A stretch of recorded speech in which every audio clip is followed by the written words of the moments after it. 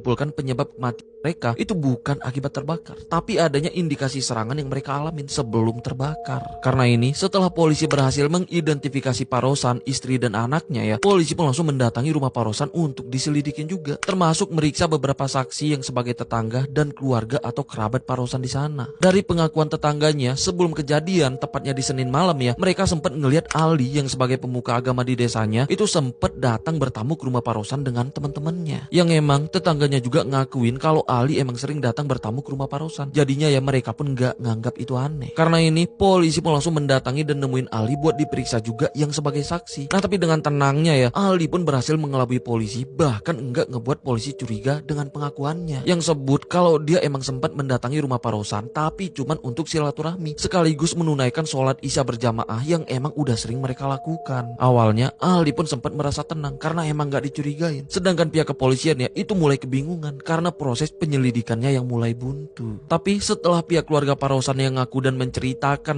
kalau Parosan sebelumnya sempat memberikan pinjaman sebesar 500 juta ke Ali dan masalah hutang piutang itu pun sempat jadi masalah. Jadinya polisi pun mulai menaruh curiga dan berencana untuk meriksa kembali si Ali. Yang ternyata saat akan ditemuin Ali udah melarikan diri. Karena ini polisi pun langsung melakukan pengejaran termasuk ketiga pengikut setianya yang diyakinin sebagai pelaku. Sedangkan Ali saat itu udah melarikan diri keluar kota untuk menyelamatkan dirinya sendiri. Sedangkan Haidori dan Andi yang belum sempat melarikan diri keluar kota akhirnya berhasil ditangkap di tempat persembunyiannya yang masih berada di desa Karangsari. Yang mana mereka pun langsung diamankan untuk diperiksa dan juga diinterogasi. Nah karena mereka yang udah gak berkutik akhirnya mereka pun langsung mengakui dan menceritakan semuanya. Yang intinya kalau itu semua mereka lakukan karena perintah dari Ali yang sebagai sosok pemuka agama yang sangat mereka percaya. Dan juga ngakuin tuh selain Ali, Siwan juga terlibat yang saat itu masih belum tertangkap. Karena ini Ali dan Siwan pun mulai berstatus sebagai DPO dan pihak kepolisian pun terus melakukan pemburuan. Terus nggak lama kemudian polisi pun berhasil mendapatkan informasi soal keberadaan Siwan yang melarikan diri. Yang akhirnya Siwan pun berhasil ditangkap di tempat persembunyiannya di Desa Gendoh, Kecamatan Sempu yang masih ada di kawasan Banyuwangi. Setelah ditangkap, Siwan pun sempat diamankan di Polsek Sempu untuk sementara sebelum dikirim ke Mapolres Banyuwangi. Nah tapi saat diamankan Siwan ini sempat beralasan lapar dan izin keluar beli makanan. Yang akhirnya dia pun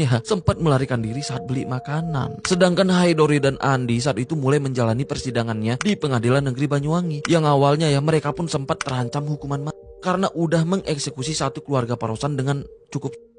Tapi karena mereka bukan otak pelaku, karena mereka cuma menjalankan apa yang diperintah Ali dengan provokasinya apalagi mereka juga cukup kooperatif dalam memberikan informasi yang sebenarnya, jadinya mereka pun dijatuhin hukuman yang jauh lebih ringan dari ancamannya. Yang mana Haidori dijatuhin 18 tahun penjara, sedangkan Andi 13 tahun penjara.